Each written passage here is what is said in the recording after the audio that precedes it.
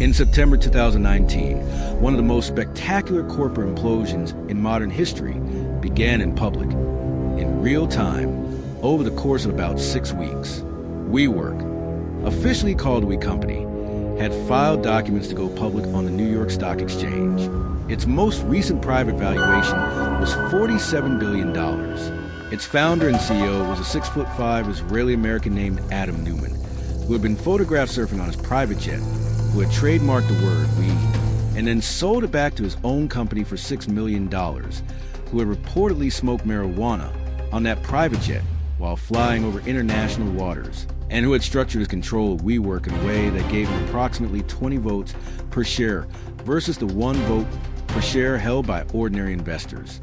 The IPO prospectus, the S-1 filing that companies are required to publish before going public, was a document unlike any other in the history of American capital markets.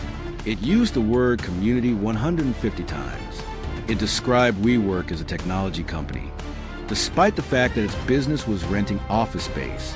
It disclosed losses of $1.6 billion in 2018 on revenue of $1.8 billion. And it made clear that Adam Neumann had borrowed money against his WeWork shares, sold hundreds of millions of dollars of stock before the IPO, and structured his personal real estate holdings in ways that created financial relationships between himself and the company he ran. Investors read the filing, then they read it again, then they called their lawyers. Within weeks, the IPO was postponed. Within days of the postponement, Neumann was removed as CEO. Within months, the company's valuation had collapsed from $47 billion to approximately $8 billion. WeWork laid off 4,000 employees. Neumann walked away with a package valued at approximately $1.7 billion, a combination of shares, loans, and consulting fees, which represented one of the most expensive CEO exits in corporate history. And then, 17 months later, he announced his next company. To understand what happened with WeWork and what it means that Neumann came back, you have to understand who Adam Neumann is and where he came from. Because the WeWork story is not simply a story about fraud or delusion or a broken IPO. It is a story about a particular kind of founder, the kind whose vision is so large and so genuinely compelling that it attracts billions of dollars of investment even when the business model is obviously broken. Adam Neumann was born in Tel Aviv in 1979. His parents divorced when he was 7, and he moved with his mother through a series of kibbutzim, collective communities, before eventually settling in Beersheba. He had undiagnosed dyslexia and struggled in school. He served in the Israeli Navy for 5 years, rising to the rank of officer. He arrived in New York in 2001 with $2,000 and, by several accounts, an almost preternatural confidence in his ability to make things happen. His first business was a baby clothes company that sold knee pads for crawling infants. It did not succeed. His second business was a company that made collapsible high heels for women who wanted to switch from heels to flats on the way home from events. It also did not succeed. He was living in a Brooklyn apartment, working out a shared office building called the New World Tower, when he had the insight that would make him one of the wealthiest people in New York. The insight was this: the way people work was changing. The rise of independent contractors, freelancers, and small startups meant there was an enormous and growing market for flexible, community-oriented, professionally designed office space. Not the gray cubicle farms of the 1990s. Not the sterile corporate campuses. Something in between. Something that felt like a startup even if you weren't in one. Something with exposed brick and craft beer on tap. And a sense that being here meant being part of something larger than your own desk. WeWork's first location opened in Soho in 2010. It was immediately full. Within 2 years, Neumann had open locations in 7 cities. Within 5 years, it was in 50 cities. By 2019, WeWork was the largest office tenant in Manhattan, London, and Washington, D.C. The business model was, at its core, a real estate arbitrage. WeWork signed long-term leases with building owners, typically for 10 to 15 years, then sublet that space to individuals and companies on short-term, flexible terms. The risk was obvious to anyone who looked at it clearly. WeWork had long-term fixed costs and short-term variable revenue. In a recession, tenants would leave immediately. The leases would remain. The company would be on the hook for billions in rent with no incoming cash to cover it. SoftBank understood this risk and invested anyway, $10 billion, at a valuation that peaked at $47 billion. Masayoshi Son, SoftBank's founder, met Neumann in 2016 and reportedly decided to invest in 12 minutes. He later said it was one of the worst investments of his career.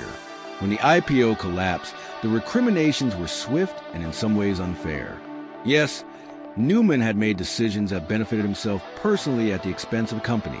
Yes, the governance structure was egregious. Yes, the losses were unsustainable.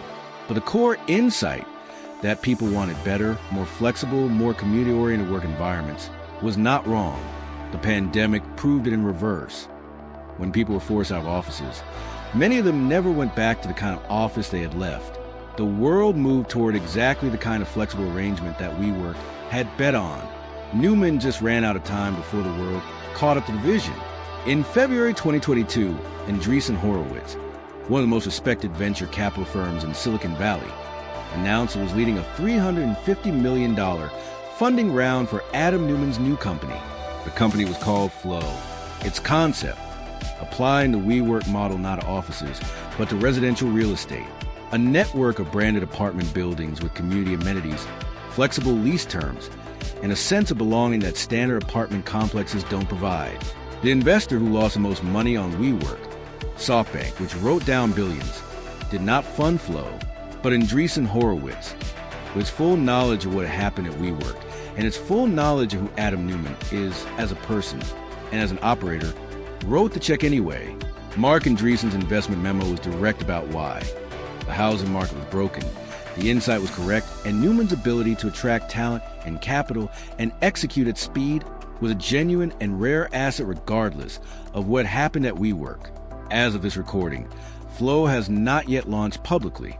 The company has acquired apartment buildings in Miami, Atlanta, Nashville, and Fort Lauderdale. It is operating quietly, without the press coverage that surrounded WeWork at its peak.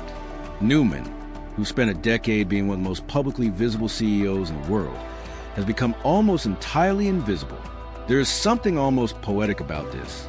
The man who is accused of caring too much about his own mythology, about his image, his brand, his narrative, has responded to the greatest public failure of his career by disappearing. The WeWork story will be told, rightly, as a cautionary tale about governance, about SoftBank's willingness to distort market valuations, about the dangers of founder-friendly structures taken to their logical extreme. All of that is true. All of that matters. But the Adam Neumann story, the longer one, the one that isn't finished yet, is also a story about something else. About how the same qualities that make a founder capable of building a $47 billion company from nothing are the same qualities that make them capable of destroying it. And about how those same qualities, the vision, the salesmanship, the shameless confidence, are also what allow them to raise $350 million and start again after the most public corporate failure in years. He was paid $1.7 billion to go away. He came back. He raised more money from smarter investors. And he is, right now, building something that most people have already decided will fail before it launches.